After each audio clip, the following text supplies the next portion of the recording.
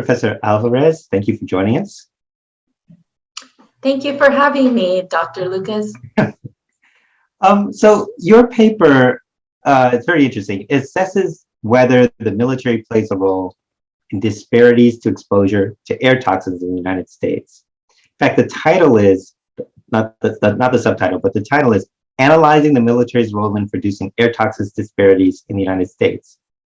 That statement presupposes that there are disparities in exposure to air toxins in the US, of which, I'm not, this isn't what I study. So just to get started, are there documented disparities in air toxic exposure in the US?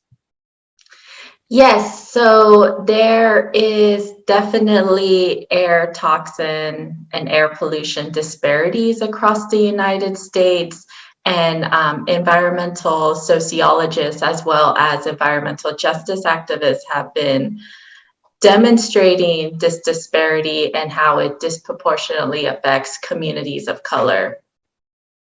So this is not just a,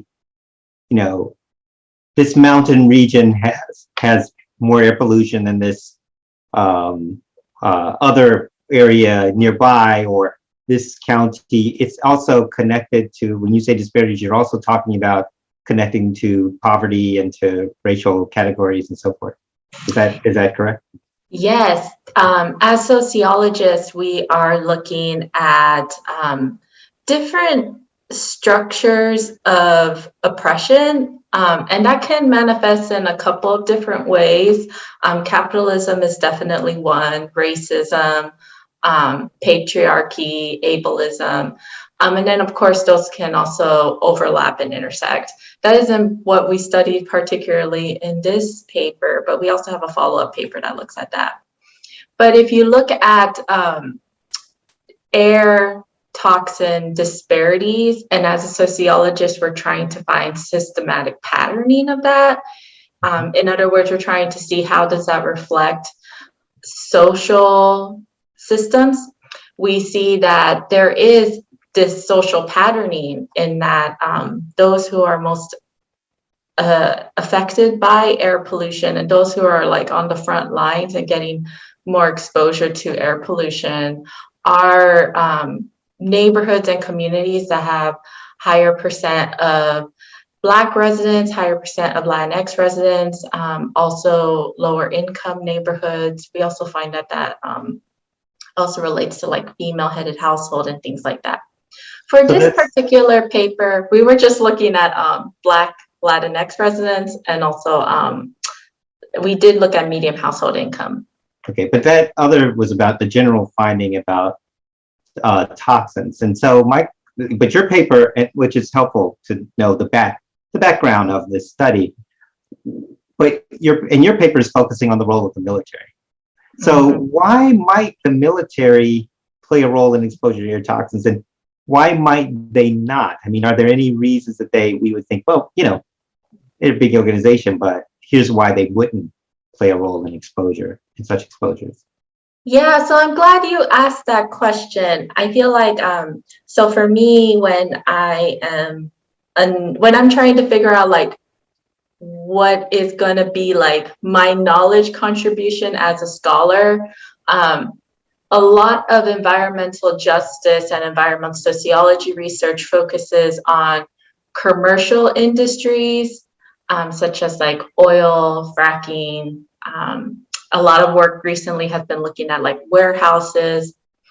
And one of the things that I found out was missing or underexplored is the contributions of the military. And it's important to be looking at the US military because, like you said, they're one of the largest institutions in our society.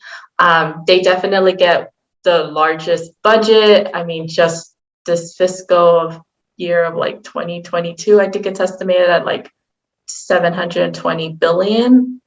They are one of the largest employers in the United States, employing roughly about 2.7 million military personnel, reservationists, as well as civilian staff. They are also one of the largest real estate owners in the world, they own about approximately like 24 million acres across the world. So when we're thinking about, like, as sociologists, we're focusing on social institutions, we see the US military, the Department of Defense, as playing has access to so many workers, has some access to so much money, which is resources, has access to so much land. And it's important to evaluate what is going on there, like what are the environmental consequences on there, because that's usually missed if we're just looking at like corporations, basically. And one of the reasons why we would suspect that there is higher toxicity that's happening at these military sites is because a lot of the military activity is industrial grade, in that the weapons are very like high energy source. All the equipment, such as like the vehicles that are being driven around, the airplanes that are being used, if you're living near a Air Force base or something like that, all of those activities, equipment, technologies, they're industrial. So we would suspect them to increase air pollution. But the military, I mean, that makes sense, but the military is, just like corporations have there are laws around what corporations, for example, can dump or spew into the air. Wouldn't the military be governed by those same laws and therefore be just as bound by it as a private company? And wouldn't that reduce the pollution? Yeah, that's a good question. So actually, the US military bypasses a lot of legislation. This has come up in recent, I believe, in recent like global climate agreements, because militaries aren't counted as part of like the greenhouse gases emissions and things like that. So because of the military's role in our society as being part of national security, it's able to bypass certain legislation that is for social protection of welfare and also for environmental protection as well. So they're exempt from those laws? They don't apply? Is that what you're saying? At least some of them. I'm not saying every single law, because who knows how, there's probably hundreds. Generally, they are. So actually, the Cost of War project at, I believe, Brown University, one of their goals is to track the greenhouse emissions of the US military, because there is no accountability that is happening. And so what they're doing is they're looking at various proxies in order to estimate the greenhouse gas emissions of the US military, because there is no accountability of it thus far. But in your study is looking not at, but correct me if I'm wrong, but it's not looking at greenhouse gas. It's just looking at toxic chemicals and things of that nature.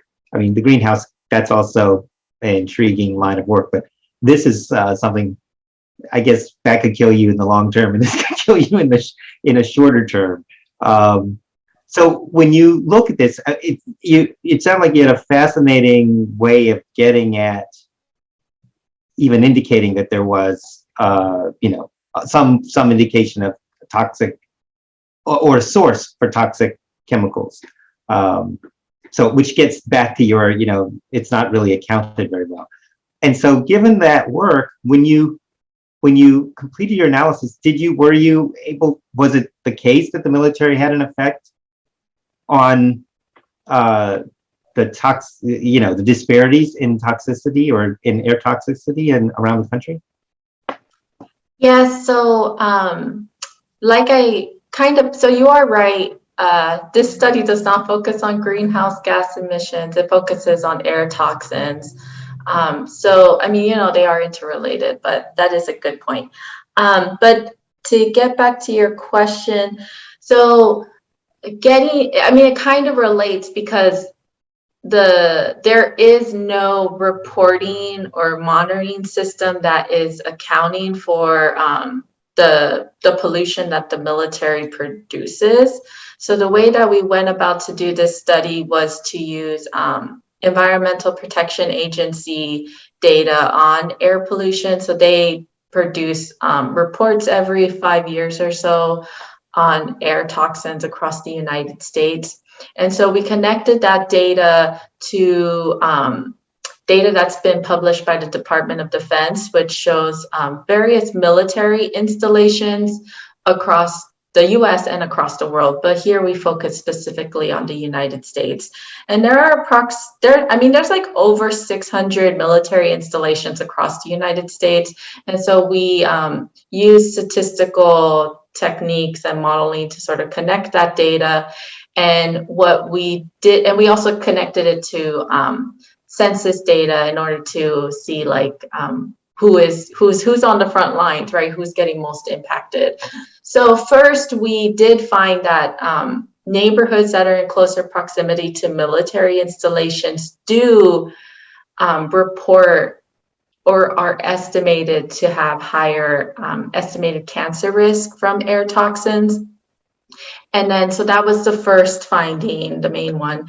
And then the second finding was that, given that we know that there is, that communities of color and poor neighborhoods are more likely to be more exposed to air pollution, we also wanted to test an environmental injustice hypothesis. So we did also find that communities of color and poor neighborhoods experience additional burden as well if they're closer to military installations.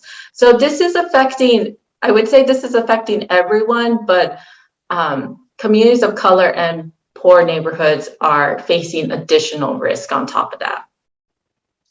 So did you have any thoughts about why that would be the case?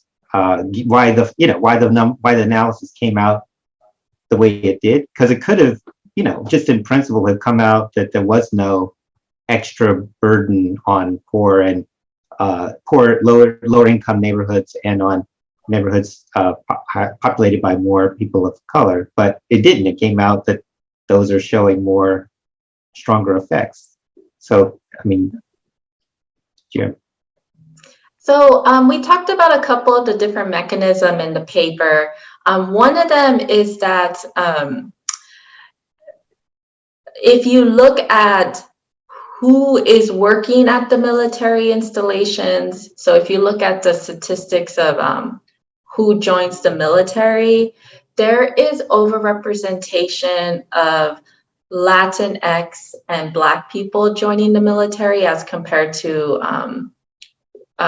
what Black and Latinx people represent in the overall population. So one of the mechanisms that we explain is that this could be one of the reasons why we are finding this disproportional exposure to communities of color. And then the second mechanism that could be contributing to this or explaining this finding is that military sites usually, they are industrial sites. I mean, anybody who lives next to an Air Force base can probably tell you, you're always hearing airplanes around. And so they can be, in part tied to maybe zoning and also tied to like its industrial use. It can be tied to having like lower property value. So there's also that mechanism that is happening as well. Right. So on your paper, when I think about it, it's addressing, there's a lot there, but there are two big issues: the nature of the military and exposure to toxins. So I want to ask you if what your thoughts are on what your findings mean for our understanding of exposure to toxins. Oh, that's a good question. So I think as a sociologist, since I am thinking about like structures, like we're thinking about structures in sociology. So thinking about the military as a structure, like what is its role in society, and like what is its role in society, and like what kind of resources does it have access to.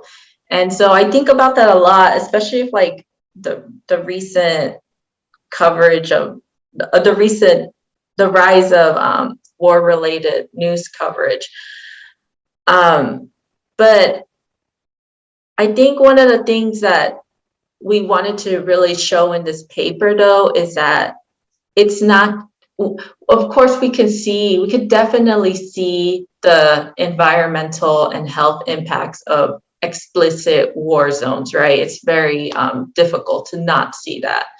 But what we wanted to show in this paper is sort of kind of like the everyday militarism and its effect on our society. So even though like these military installations that are across the United States aren't at like the front lines, we're still seeing that they're contributing greater air pollution, and they still have environmental and health impacts.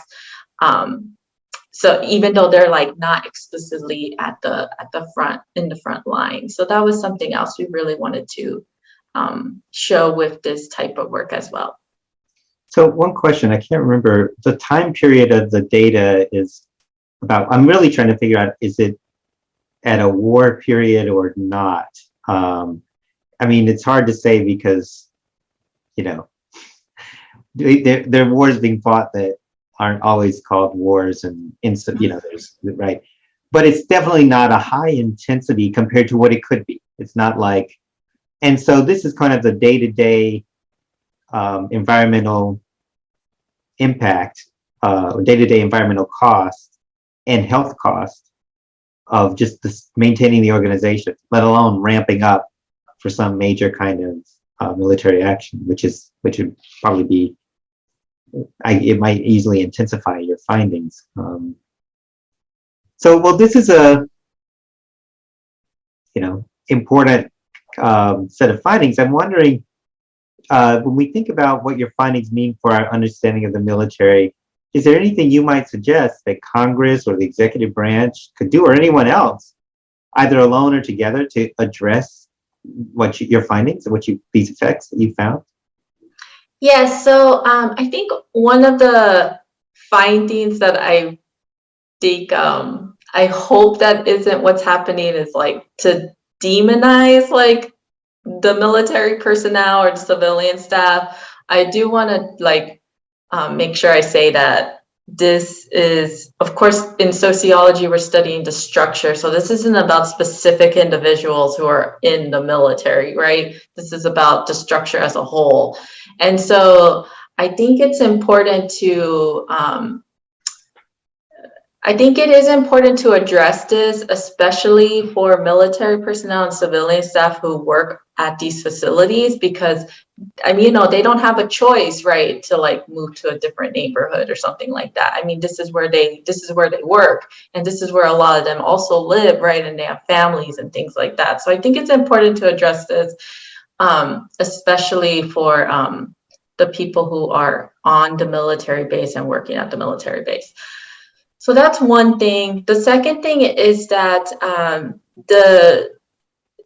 in 1994, President Clinton signed the Environmental Justice Executive Order, and that piece of that, that executive order was to direct the various federal agencies, such as like the Department of Transportation, the Department of Defense, all of the different agencies, the federal agencies, to have environmental justice strategic plans. And so that was passed in '94, and the Department of Defense hasn't updated its environmental justice strategic plan since. And all the other agencies have, except the Department of Defense, and I believe the Small Business Department. I can't remember exactly. So there's just two agencies who have not updated their strategic plan for environmental justice. And so I do think it's important to, demand or at least raise attention to this this lack of acknowledgement of environmental justice issues, because of course we do want to like protect people and things like that, but we also don't want to like harm the people who are on the front lines, and we also don't want to harm the people who are like living nearby as well. So I think those are probably the two main things I would say I hope get addressed through this type of research. Well, Professor Alvarez, I want to thank you for, this is I actually, when I looked at the paper, I realized I hadn't even, I was amongst many who had never thought of the military as a organization and the way you're thinking about it and how they can have an impact, even during peacetime on a day-to-day basis. And it's certainly, I think, a neglected and important that needs attention. I want to thank you for doing the work to bring it to our attention and for sharing your work with us here today. Thank you so much.